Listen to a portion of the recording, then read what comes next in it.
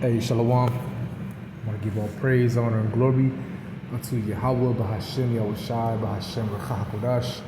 Give honor to some other apostles, great millstone, and peace and salutation to the hopeful members of the elect, the Bachar in the house of David, that's been preordained, predestined to get delivered in these last times and to be the ruling, governing body nation Yashab. I want to get right to the point. As you can see, breaking, or if you can't see it, you might be driving, but I'll read it. Breaking: Trump strikes cartels, blows up Venezuelan target. Okay, so I'm gonna play this video, and then I want to go into chat, and I asked it, what would happen if a war did break out between the USA and Venezuela? Okay, and it's very, very, very interesting. Okay, very interesting. All right, and also Russia aids Venezuela. Okay, they just had, or they did military drills about last year. It was Venezuela, Colombia, and Cuba. So I'm gonna play this. This is from David Hookstead. Okay. I'm filming this September 2nd, the afternoon of September 2nd. President Donald Trump announced that the United States military has struck and shot up a boat that was leaving Venezuela. This could be the first strike in what could be a already tense and escalating situation. It appears we are now entering a totally different phase.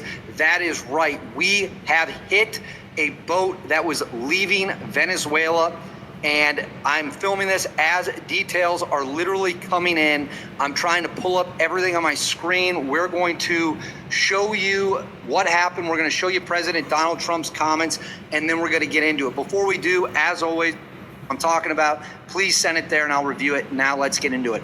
For several weeks now at this point, there has been a massive military buildup near Venezuela, multiple Navy ships, a total of more than 1,000 cruise missiles spread out across those ships. They've got spy planes, they've got submarines, they have thousands of troops in position, and everyone has been wondering, will we hit Venezuela? Will we hit a military target? Will we hit their ships? They threatened to sink our ships. Venezuela threatened to take military action against the United States, and everyone wondered who might strike first. Well, we now have the answer. The United States of America, according to President Donald Trump, has hit, I repeat, the United States of America has hit a ship leaving port in Venezuela that they believe was carrying illicit material, drugs, and that ship has been shot up, blown up, and the United States military has unleashed hell on at least this one target so far. So I'm going to throw these comments up from President Donald Trump on the screen. He made these comments the afternoon of September 2nd. Let's go ahead and watch him right now. Okay, before I play that, I'm going to get this scripture, and then I'm going to go into chat, and then I'll play this video, but set the tone off real quick. Matthew 24, verse 6. And ye shall hear of wars and rumors of wars. This is rumors of wars. Could war escalate? You gotta wait and see. See that ye be not troubled, for all these things must come to pass, but the end is not yet. Why is the end not yet? Because before World War III happens, it has to be the mandate of the RFID chip, which is the mark of the beast. All right, and that's why we're heading into a digital financial system. As I speak, we are already in a digitalized world. Okay, you pay with your phone, you get paid through your debit card now. At least I do. All right, checks are like almost obsolete in a lot of places. And this is the next step, okay? So I'm gonna read this. All right, I asked chat, what would happen in the United States and Venezuela once a war? How would that affect us? Okay, the U.S. and Venezuela once a war, it would have big military, economic, and social impacts, both for the U.S. and globally. Okay, so here's a breakdown. Military, U.S. advantage. The U.S. military is vastly more powerful than Venezuela. Oh yeah, remember, Esau was given the sword. This is his blessing. This is his kingdom. So he would decimate Venezuela like nothing. But then again, like I said, it'll be interesting because Russia does aid Venezuela and give them weapons.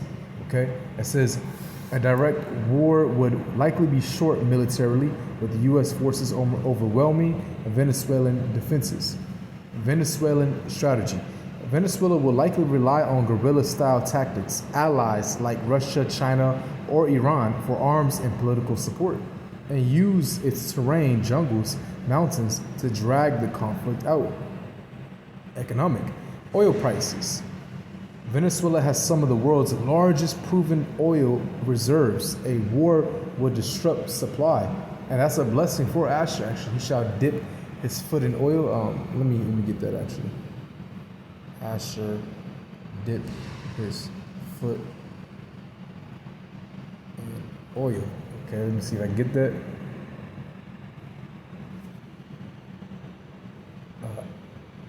Deuteronomy 33, verse 24. And of Asher, he said, let Asher be blessed with children, let him be acceptable to his brethren, and let him dip his foot in oil.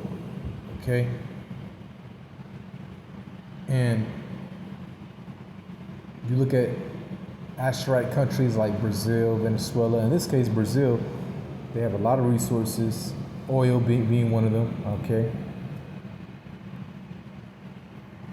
So it says, Venezuela has some of the world's largest proven oil reserves. A war would disrupt supply, driving global oil prices up, which means higher gas prices in the U.S. and worldwide. Right. Isn't there's a gas company that I believe that comes from Venezuela. Gas company, is it Valero? Hold on, let's see. Gas company. I could be wrong. Okay, no, Valero is not a gas company in Venezuela. It is a U.S. based oil refiner and marketer that receives crude oil from, well, that's not I mean, come on, Google. But yeah, it is a U.S. based oil refiner and marketer that receives crude oil from Venezuela for processing in its U.S. refineries. In recent years, Valero has sought and received permission from the U.S. Treasury Department to resume importing Venezuelan crude, often through Chevron's operations under a special license. Okay. It says trade impact. U.S. sanctions already limit Venezuelan trade, but war would cut off what little oil the U.S. imports from there and strain supply chains in Latin America. Costs to U.S. taxpayers. Wars are expensive. Even a short one can cost tens to hundreds of billions of dollars, adding to the U.S. debt, right? Political and / diplomatic. Latin America relations. War would damage U.S. relations with other Latin American countries, many of which already criticize U.S. interventions. It could push them closer to China or Russia. Great power involvement. Russia and China both have ties to Venezuela, right?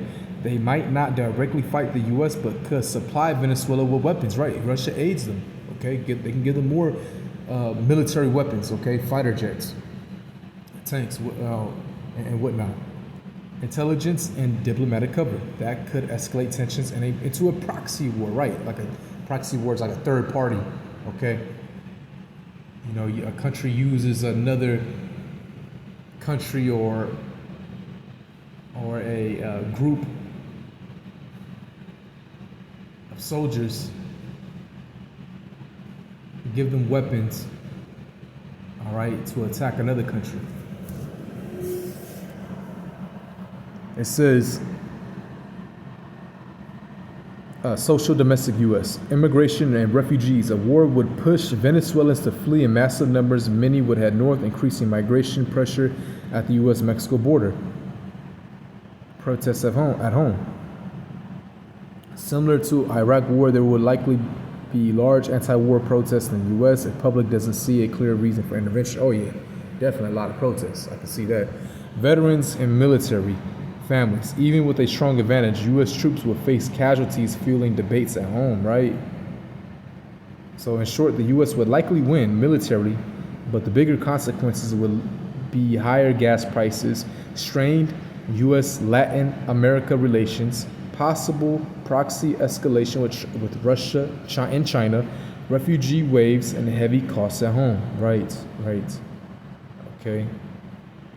So I'm gonna play this video and I'll end it off. Start something else. But I just want to congratulate you. It's a very big deal. When you come out and when you leave the room, you'll see that we just, over the last few minutes, literally shot out a boat. So right there, he is saying this happened right before he spoke with the press. We are all getting this information in real time, breaking news together.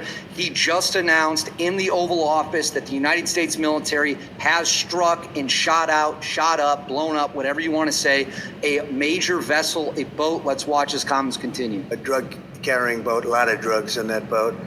And you'll be seeing that and you'll be reading about that.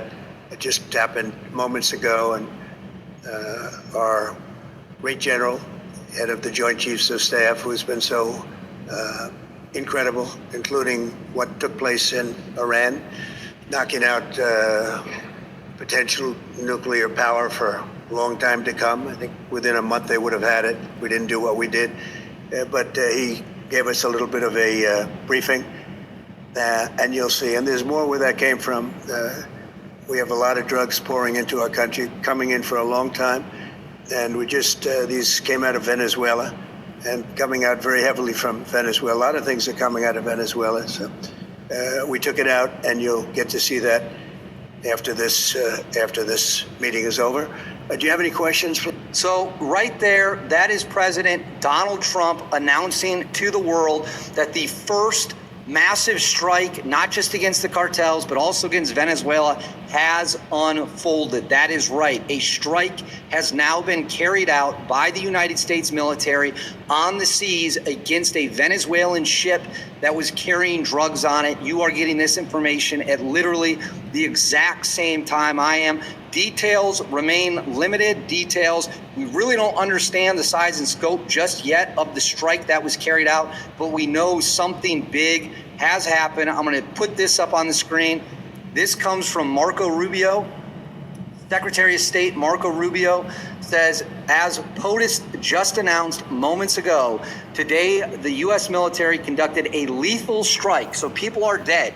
They have killed cartel members. They have killed members of the cartel. And this is huge. It says the U.S. military conducted a lethal strike in the Southern Caribbean against a drug vessel which had departed from Venezuela and was being operated by a designated narco-terrorist organization. This, my friends, is and who gives the cartel the drugs and the supplies? Like it's the American government, okay? CIA. Real as it's ever going to get. This is huge. So let me pull this off the screen now. That was it. All right, that's all I want to end off on. To the next one. Shalom.